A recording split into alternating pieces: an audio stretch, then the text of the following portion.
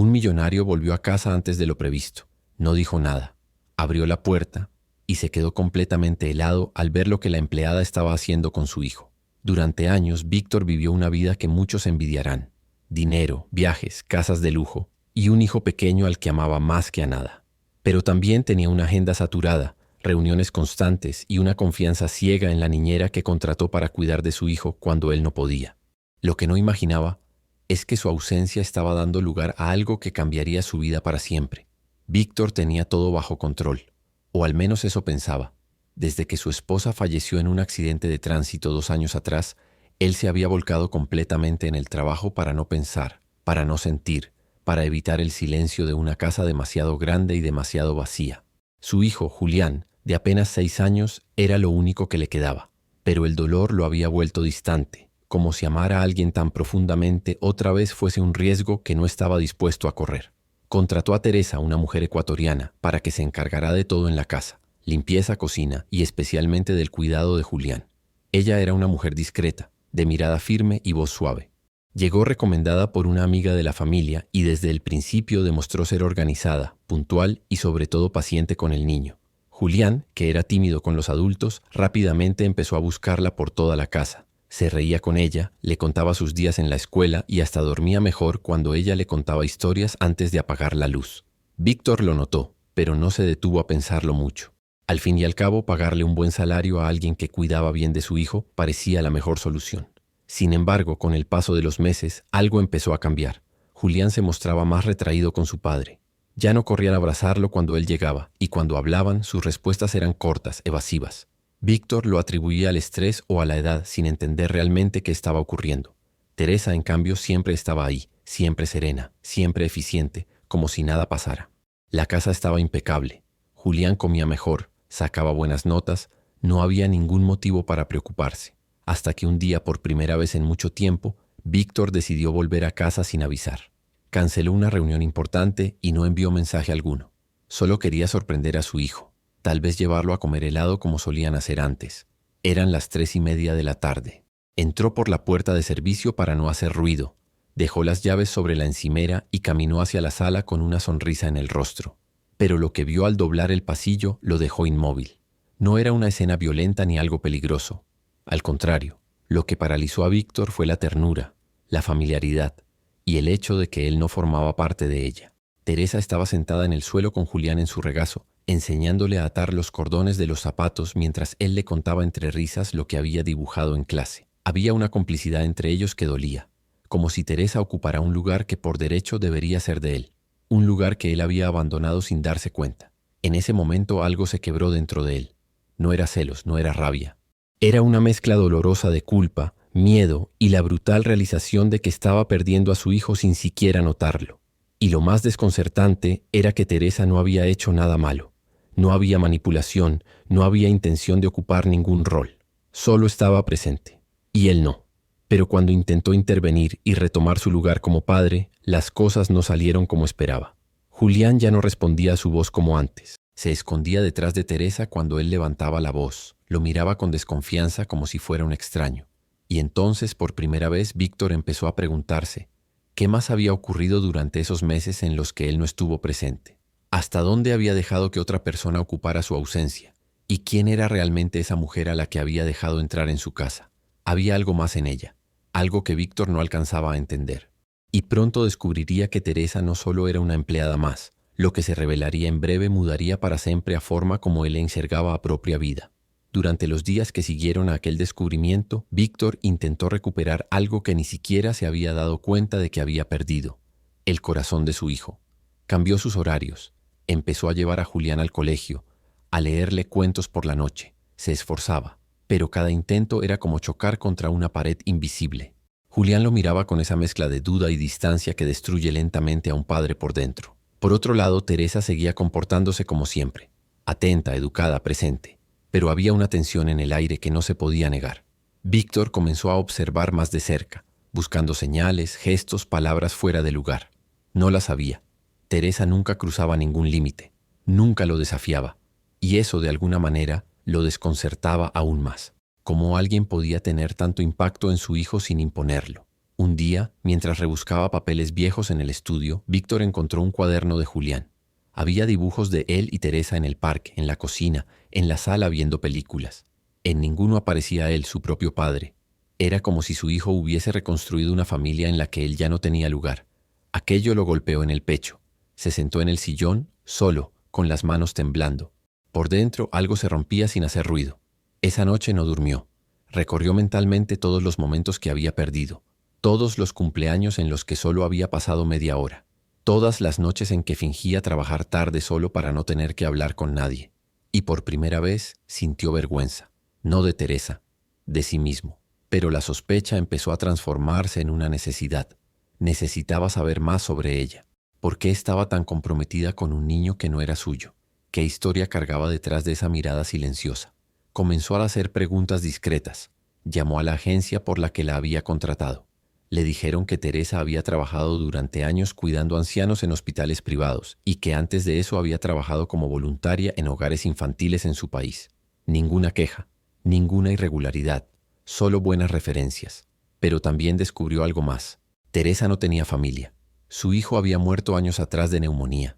Tenía la misma edad que Julián. Esa información lo sacudió. Víctor no supo cómo procesarlo.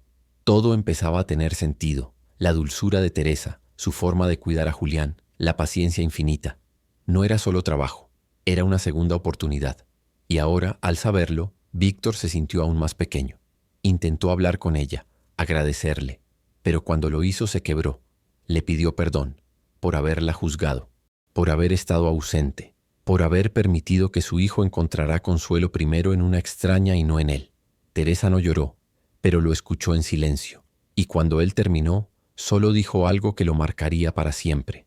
Le dijo que ella no había venido a ocupar el lugar de nadie, solo quería que Julián no sintiera el mismo vacío que ella había sentido cuando perdió a su hijo, que su amor por él era puro, sin intención, que sabía que algún día él crecería y que su lugar sería junto a su padre, pero mientras tanto quería asegurarse de que tuviera una infancia con calor, con ternura, con presencia. Después de eso todo cambió. Víctor empezó a ver a Teresa con otros ojos. No como una empleada, ni siquiera como una mujer que ayudaba en su casa.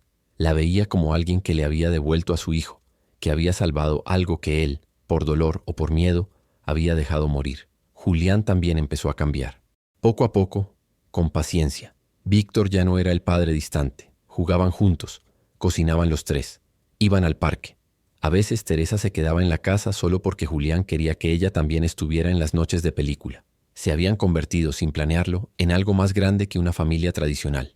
Eran tres personas rotas, reconstruyéndose mutuamente. Pero no todo el mundo lo entendía así. Una tarde, mientras esperaban el auto escolar, una vecina se acercó y preguntó sin filtros si Víctor se había enamorado de la empleada. Teresa bajó la mirada. Julián apretó la mano de su padre. Y Víctor, por primera vez en años, no sintió vergüenza. Respondió con tranquilidad. Dijo que no se trataba de amor romántico. Se trataba de gratitud, de respeto, de vida compartida, y de que nadie, absolutamente nadie, tenía derecho a cuestionar el lugar que Teresa ocupaba en su hogar. Semanas después, mientras recogía unos juguetes en el jardín, encontró a Julián abrazando a Teresa con fuerza. Le decía que algún día, cuando fuera grande, él también ayudaría a niños tristes, igual que ella lo ayudó a él. Víctor observó desde lejos, y en ese momento supo que todo había valido la pena. La vida parecía haber encontrado un nuevo equilibrio en aquella casa. Aunque no era una familia convencional, lo que los unía era más fuerte que cualquier vínculo de sangre. El amor genuino, la reconstrucción, el perdón.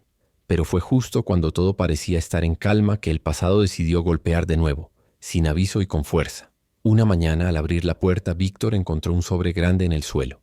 No tenía remitente, solo su nombre escrito con letra apurada. Dentro había varias fotografías. En una, Teresa salía abrazando a Julián en la puerta del colegio.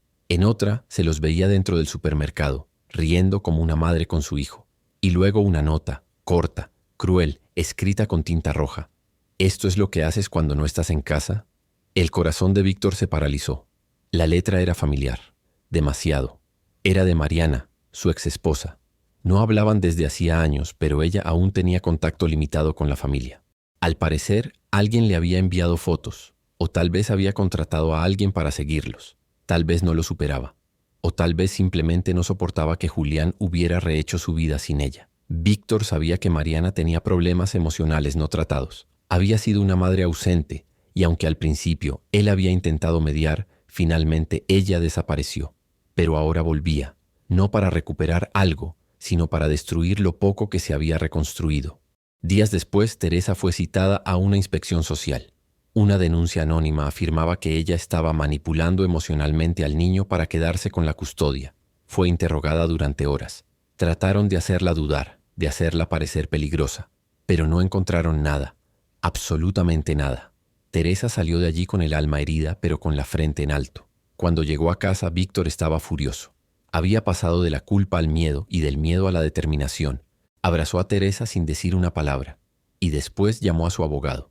No iban a permitir que nadie, ni siquiera la madre biológica, envenenara lo que estaban construyendo. Pero los ataques no pararon. En el colegio, una madre comenzó a hacer comentarios al pasar. Insinuaciones, miradas cargadas de prejuicio. Una tarde Julián llegó llorando. Le habían dicho que su nana lo iba a robar de su casa, que su padre no lo amaba, que ella solo quería quedarse con su dinero. Teresa lo abrazó fuerte. Le dijo que nada de eso era verdad, que él era amado, que tenía un hogar, que nadie podía arrebatarle eso. Pero esa noche, cuando Julián durmió, ella bajó las escaleras y habló con Víctor. Le dijo que quizá era hora de irse. Aquello lo desarmó. Víctor se levantó de golpe. Le dijo que no, que esta vez no iba a dejar que el miedo decidiera por ellos, que no iba a perderla también. Por primera vez en años sentía que tenía un hogar y que ese hogar existía porque ella estaba allí. Al día siguiente hizo algo que jamás había hecho antes. Organizó una cena en casa. Invitó a sus socios, a algunos padres del colegio, incluso a 2 vecinos con los que apenas cruzaba saludo. Cuando todos estuvieron reunidos les pidió silencio, y frente a todos habló. Contó quién era Teresa, lo que había hecho por su hijo, por él. Habló de su historia, de su pérdida, de su generosidad. Dijo que ella no era una empleada, era parte de su familia, que si alguien no podía entender eso, entonces no pertenecía a su círculo. Teresa lloró en silencio, con la mano de Julián apretada a la suya. Esa noche, por primera vez, muchos vieron más allá del color, del rol social, del prejuicio. Vieron a una mujer que había amado sin condiciones, a un niño que había vuelto a sonreír, y a un hombre que finalmente había aprendido que era realmente importante. Días después sucedió lo impensable. Teresa recibió una carta, no de Mariana, ni de un juzgado. Era de la junta escolar.